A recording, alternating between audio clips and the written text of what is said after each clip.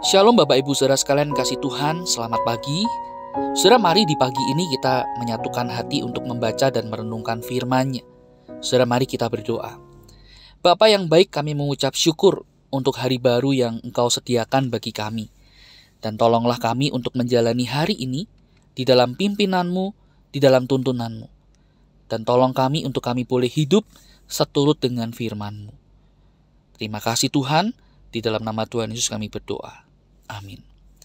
Saudara, pagi ini kita akan merenungkan dari Wahyu pasal yang ketiga, ayat yang pertama sampai dengan ayat yang keenam.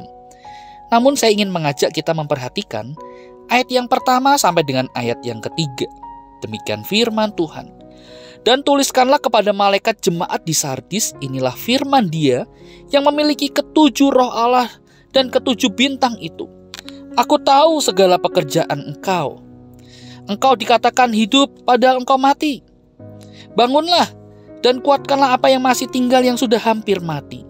Sebab tidak satu pun dari pekerjaanmu aku dapati sempurna di hadapan Allahku. Karena itu ingatlah bagaimana engkau telah menerima dan mendengarnya. Turutilah itu dan bertobatlah. Karena jikalau engkau tidak berjaga-jaga, aku akan datang seperti pencuri. Dan engkau tidak tahu pada waktu manakah aku tiba-tiba datang kepadamu. Sampai di sini kita membaca firman Tuhan. Saudara, ada seorang pelatih basket legendaris yang bernama John Wooden. Saudara, John Wooden pernah berkata demikian.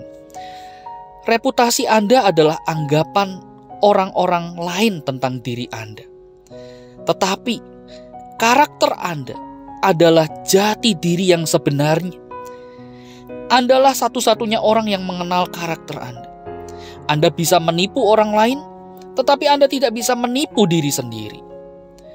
Nah, saudara, apa yang dikatakan oleh John Wooden ini sejalan dengan apa yang kita baca di dalam Wahyu pasal yang ketiga ayat yang pertama sampai dengan ayat yang keenam. Saudara, kita akan menemukan di dalam bagian ini bagaimana Yesus menegur jemaat di Sardis. Saudara, jemaat Sardis boleh dikatakan dikenal sebagai jemaat dengan reputasi yang cemerlang, yang bagus. Tetapi sesungguhnya di mata Kristus yang Maha Tahu, saudara, jemaat Sardis boleh dikatakan bobrok. Tidaklah seperti reputasinya. Secara khusus ada dua hal negatif yang disoroti di dalam bagian ini. Yang pertama, saudara, kalau kita memperhatikan, ada frasa yang mengatakan engkau dikatakan hidup padahal engkau mati. Ini saudara menunjukkan bahwa pada waktu itu memang banyak orang memberikan penilaian yang positif bagi jemaat di Sardis. Bukan tanpa sebab, saudara. Jemaat di Sardis, saudara, terkenal dengan berbagai macam kelebihannya, karunia-karunia rohani yang mereka miliki. Tetapi saudara, semuanya itu telah berubah. Kondisi makmur, nyaman, aman ternyata membuat gereja Sardis terlena. Hingga akhirnya mereka berkompromi dengan dunia dan mereka meninggalkan iman mereka kepada Tuhan. Mereka lupa akan Tuhan. Memang gereja Sardis tampak masih berdiri, tampak masih beraktivitas dan beribadah, tampak terlihat baik dan menarik. Tetapi semuanya itu hanyalah sekedar rutinitas agamawi semata. Itulah sebabnya tidak heran Tuhan Yesus berkata, sesungguhnya mereka ini mati walaupun kelihatan hidup. Yang kedua, saudara, kita melihat bagaimana dikatakan pekerjaan yang dilakukan oleh jemaat di Sardis ini tidaklah sempurna di hadapan Tuhan. Saudara, kata pekerjaan dalam bentuk jamak ini menunjukkan bahwa gereja Sardis itu bukanlah jemaat yang pasif. Mereka terkenal sangat dinamis sekali.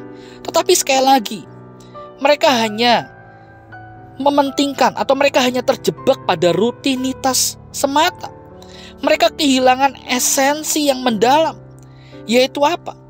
Yaitu bagaimana mereka mengembangkan, memaksimalkan apa yang sudah Tuhan percayakan kepada diri mereka untuk dipakai untuk memberkati orang lain dan dipakai untuk memaksimalkan pekerjaan Tuhan.